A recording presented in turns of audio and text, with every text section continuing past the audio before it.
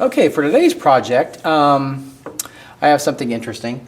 In the mite layer I was talking about earlier, I wanted to have some interesting fungus. So I came up with a really cool idea to add fungus very cheaply.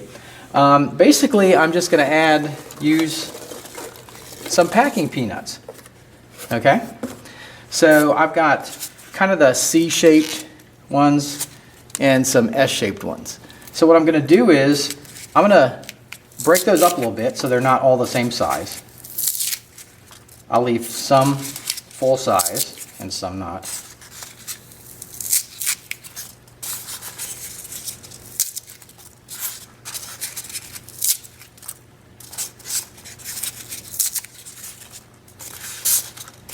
Okay, so I think that's good for the partial ones. So what I'm going to do is, they're curved, so they're not going to stick very flat on the surface. So what I'm going to do is I'm going to cut the bottom off these. So I'll just take a pair of scissors and I will just snip like that so that I have a flat surface. Now I've cut as many as I think I'll need. So I've just got these, and you can see I just cut it off on the bottom there so it's flat. And these have some great texture. So next thing we're going to do is start to paint these so they don't look like packing peanuts.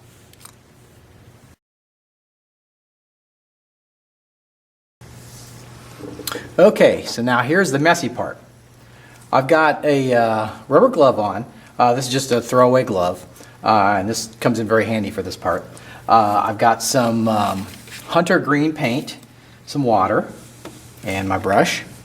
So what I'm going to do is grab one of these pieces, and then I'll start painting. So what I'm going to do is I'm going to put a little bit of water on my brush, get some of the hunter green, and then just start.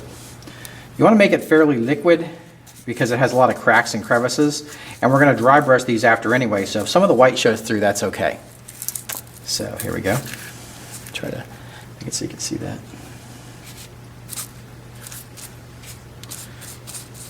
So you want to try to get it in the cracks and crevices.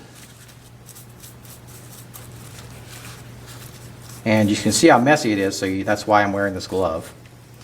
So now there you can see it's filled in with the hunter green. And then so I'll grab another and do the same thing. Get some water. Now you may say, oh, I could save some time and spray paint these. Well, styrofoam doesn't work very well with spray paint. It dissolves actually. Which you can use that to your advantage in certain projects, but this one you don't want to dissolve the whole thing away before you paint it. So this is definitely the best way. The spray paint can't get in all the cracks either. So I would definitely paint them by hand. It's a little more time consuming, but it won't take you long. And there we go, we got another one. So then we'll move on, finish these up, and then we'll move to the dry brushing phase.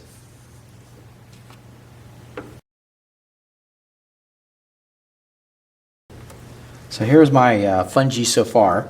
You can see that dark green really pops out there. It goes into the crevices and gives it a really interesting texture. But the final step is to give it some highlight, and I'm going to use a parrot green for that. So I'll grab some of that. So I'm not really using any water. I'm just putting it on the brush, and then I'm going to take my piece and just see how that texture really pops out. It almost gives it like a fluorescent or a luminescent underground look that you might see in some dark cave. So there we go, there's our first one. And then we'll just continue on. So easy as pie. So look at that transformation. So there we go. Now we'll do the rest of those, and then we'll move on to the next step.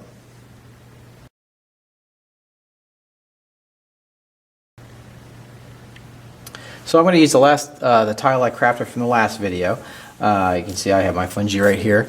You could use these anything from fluorescent fungi to food to screechers, anything like that. So what I'm going to do is I'm just going to take my glue gun and I'll put a dab of glue there, and then I'll pop one of these on. And that's all there is to it. Another dab of glue. And I'm going to add some interest, so I'm going to use a smaller piece next to this bigger piece, and I'll turn it like a different way. So it's kind of like it's growing strange. You'll tend to get a lot of strings when you do this, but just pull them right off the tile. Now the reason I'm putting it on the tile and not the pieces themselves is the glue tends to melt it, so you don't want that to happen. So, and then just put them different ways.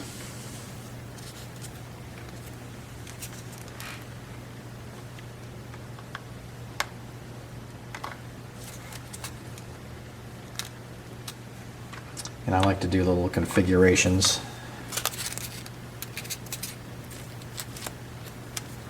Strange little configurations. Make sure when you glue them that you don't,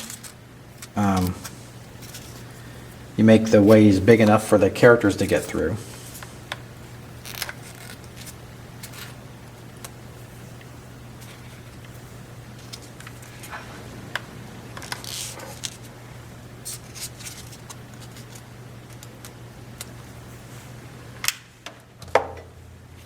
And so there we go. We've got all our fungi on the tile. So pretty easy way to add some interest to your tile. Some cover.